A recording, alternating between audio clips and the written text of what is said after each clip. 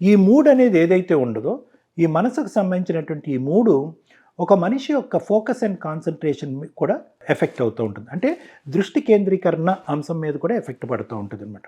నేను అన్‌హ్యాపీగా ఉంటే కనుక నా మనసు ఎక్కడెక్కడో తిరుగుతూ ఉంటుంది. చేసేటటువంటి పని మీద దృష్టి ఉండదు. కాబట్టి దానివల్ల నా జ్ఞాపక శక్తి అనేది కూడా తగ్గిపోతుంది. ఆ ప్రోడక్ట్ యొక్క అవుట్‌పుట్ కూడా తగ్గిపోతుంది. అది చదువైనా, ఉద్యోగమైనా, ఐటీ అన్నా, బిజినెస్ అయినా ఏదైనా కూడా. చాలామంది అంటూ ఉంటారు, సార్ నాకెంతో ఏది చేసినా కూడా అది ఫినిషింగ్ వరకు నేను తీసుకెళ్ళలేకపోతున్నాను సార్. ఎఫర్ట్ అయితే కనుక భయంకరంగా ఉంటుంది. చాలా హార్డ్ వర్క్ పెడుతున్నాను. బట్ అవుట్‌పుట్ నాకు కనిపించట్లేదు సార్. అంటే అవుట్‌పుట్ అనేది కేవలం హార్డ్ వర్క్ బట్టి కాదు. ఎక్కడో మీ మూడ్ ఇన్‌కన్సిస్టెంట్‌గా ఉంది. ఎక్కడో మీ మూడ్ వేరియబుల్‌గా ఉంది. ఆ మూడ్ వేరియబుల్‌గా ఉండటం వల్ల మీ ఆలోచన ఎక్కడెక్కడో తిరుగుతూ ఉంది. కాబట్టి అది మీ కాన్సంట్రేషన్‌ని ఎఫెక్ట్ చేస్తుంది. మీ కాన్సంట్రేషన్ ఎఫెక్ట్ చేసుకోవటం వల్ల మీరు తీసుకునేటటువంటి సబ్జెక్ట్ ఏదైతే ఉందో అది మీ మెమరీలో రిజిస్టర్ అవ్వట్లేదు.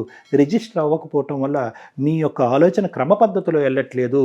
ఒక గమ్యం దిశగా వెళ్ళట్లేదు అనేటటువంటిది కూడా మనం గుర్తుపెట్టుకోవాల్సినటువంటి అవసరం ఉంది. సరే డాక్టర్ గారు, మూడ్స్ గురించి బాగా చెప్పారు. మూడ్ స్వింగ్స్ గురించి చాలా చెప్పారు.